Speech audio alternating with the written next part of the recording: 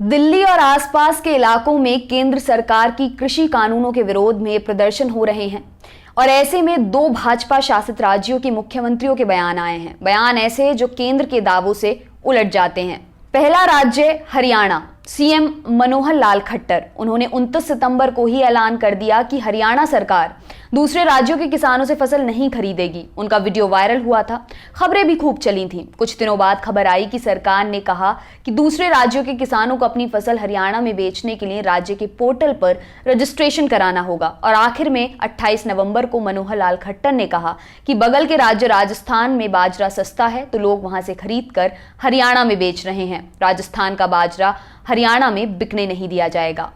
दूसरा राज्य मध्य प्रदेश, सीएम शिवराज सिंह चौहान, समाचार एजेंसी एएनआई ने ट्वीट किया कि शिवराज ने कहा है कि दूसरे राज्यों से कोई बेचने आया तो ट्रक जब्त कर लिया जाएगा और उसे जेल भेज दिया जाएगा। अब चलिए दो और ट्वीट्स पर नजर मार लेते हैं। पहला ट्वीट है प्रधानमंत्री नरेंद्र मोदी का और दूसरा ट्वीट है नरेंद्र सिंह तोमर, जो कि केंद्रीय कृषि मंत्री हैं। अब सवाल ये उठता है कि जब केंद्र सरकार एक देश और एक मंडी का दावा कर रही है और ये कह रही है कि कोई भी किसान अपना प्रोडक्ट कहीं भी जाकर बेच सकता है, तो इसमें हरियाणा और मध्य प्रदेश के मुख्यमंत्रियों के नए ऐलान कैसे कारगर हो सकते हैं? कैसे कोई राज्य किसानों को अपने यहाँ अनाज बेचने से रोक सकता है?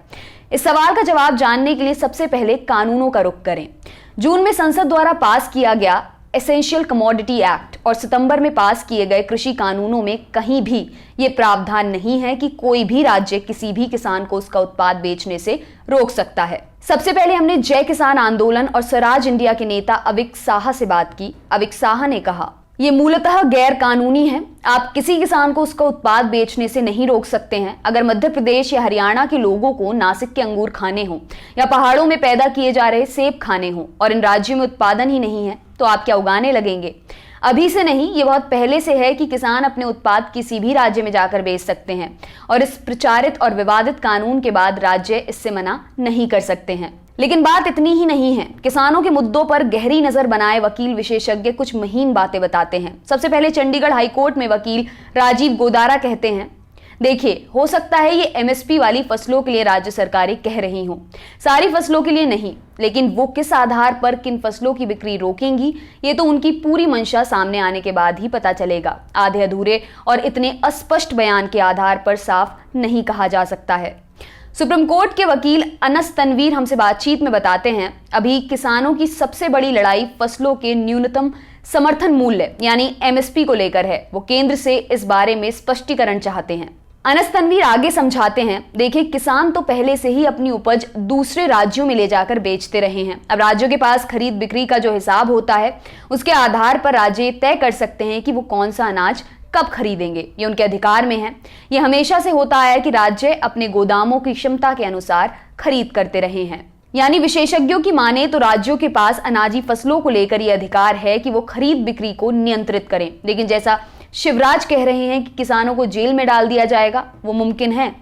अनस तनवीर बताते हैं, यह अधिकार किसी भी हाल में राज्यों के पास नहीं है। आप खरीद बिक्री ही नियंत्रित कर सकते हैं, नोटिस जारी कर सकते हैं, बहुत हुआ तो किसानों को खाली हाथ लौटा सकते हैं, लेकिन किसानों के पास राइट टू ट्रेड है, यानी बिजनेस करने का अधिकार। आप उसको क्रिमिनलाइज नहीं कर सकते हैं। आप किसी भी हाल में किसानों को जेल में नहीं डाल सकते हैं। तो राज्यों को इतनी ताकत मिलती कैसे है और उपाय क्या है और इस पूरे झंझावात के पीछे का दांव पेच क्या है? हमसे बातचीत में सुप्रीम कोर्ट के वरिष्ठ वकील प्रशांत भूषण बताते हैं, आप ऐसे समझिए, जब इस बिल को सुप्रीम कोर्ट में चैलेंज किया जाएगा तो सबसे पहला सवाल यही उठेगा कि इस बिल को बनाने में राज्यों की सहमति क्यों नहीं ली गई। राज्यों की सहमति इसलिए क्योंकि कृषि उत्पादों की खरीद फरोख्त केंद्र नहीं राज्यों के हाथों में है। प्रशांत भूषण आगे बताते हैं, राज्य देशव्यापी कानून तो नहीं बना सकते हैं, लेकिन राज्यों से विमर्श की बात हो सकती है। जहां तक बात मध्य प्रदेश की है, अगर उन्हें दूसरे किसानों को अपना उत्पाद बेचने से रोकना है तो उन्हें इसके लिए विधानसभा से कानून